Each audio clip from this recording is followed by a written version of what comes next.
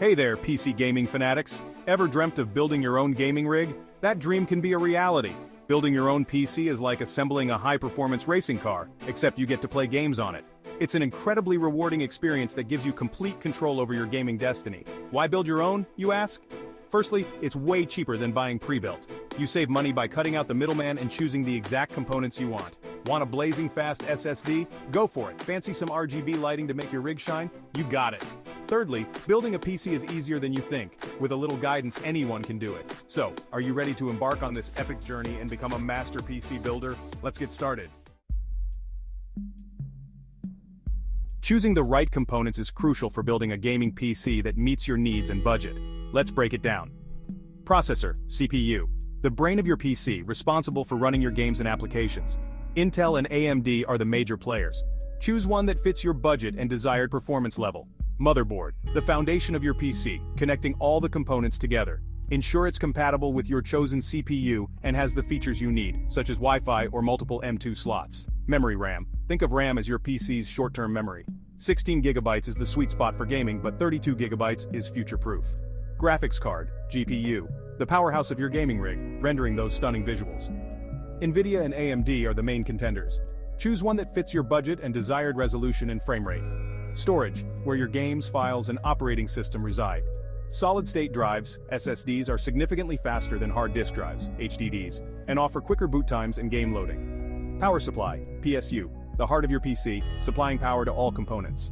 Choose a reputable brand with enough wattage to comfortably power your system. Remember, compatibility is key. Ensure all components are compatible with each other before purchasing. Before we dive into the build, let's gather our tools and prepare our workspace. Building a PC requires precision and care, so having the right tools and a clean, well-lit workspace is essential. Here's what you'll need. Phillips head screwdriver with magnetic tip. This is your best friend during the build. Anti-static wrist strap. Protects your components from static electricity discharge, which can damage sensitive electronics. Zip ties or Velcro straps. For cable management. A non-carpeted workspace, static electricity is more likely to build up on carpeted surfaces. Good lighting. You'll be working with small parts, so good lighting is crucial. Unbox everything carefully, inspect for any damage, and organize the parts.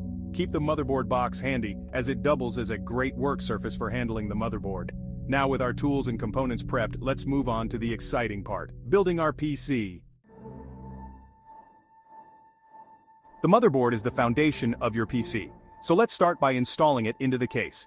Carefully place your motherboard on top of its box to prevent scratches. Now, open your PC case and locate the motherboard standoffs. These are small metal screws that elevate the motherboard from the case, preventing electrical shorts.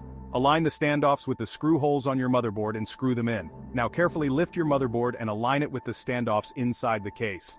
Gently lower it, ensuring all the ports on the I/O shield, the rectangular panel at the back of the case, align with the cutouts on the case. Once aligned, screw in the motherboard.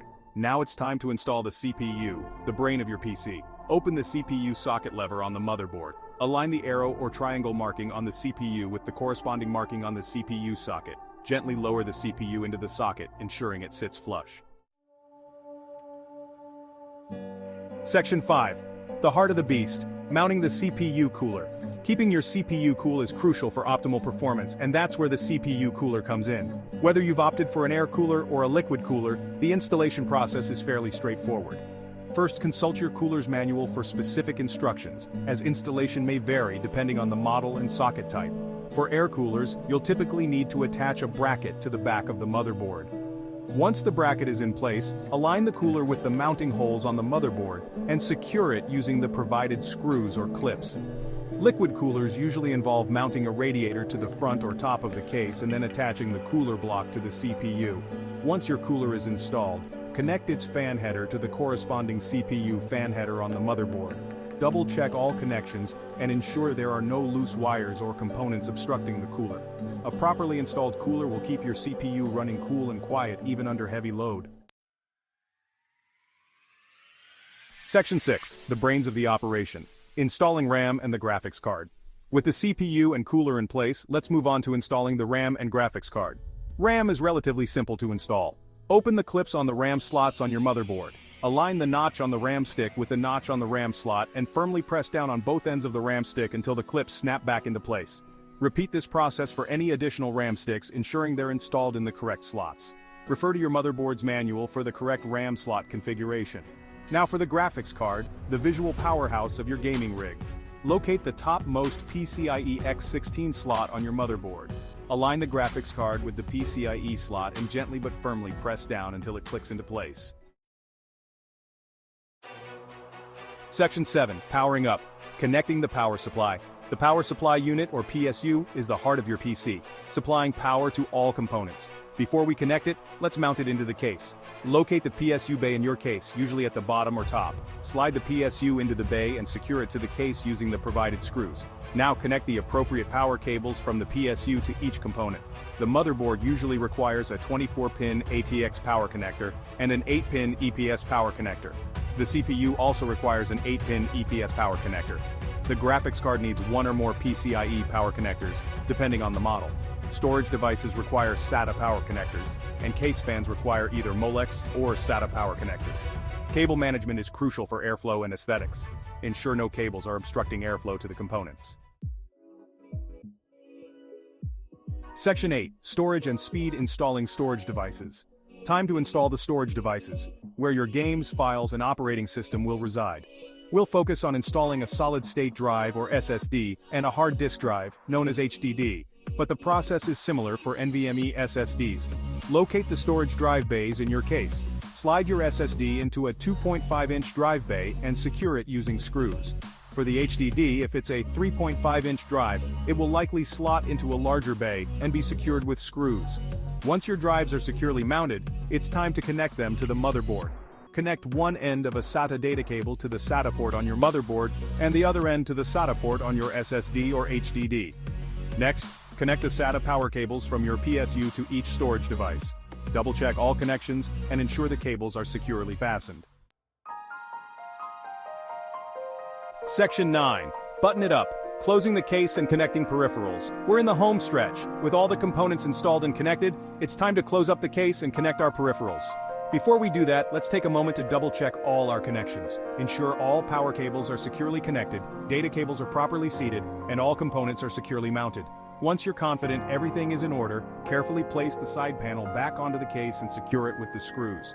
Now, connect your monitor, keyboard, mouse, and any other peripherals to the appropriate ports on the back of your PC.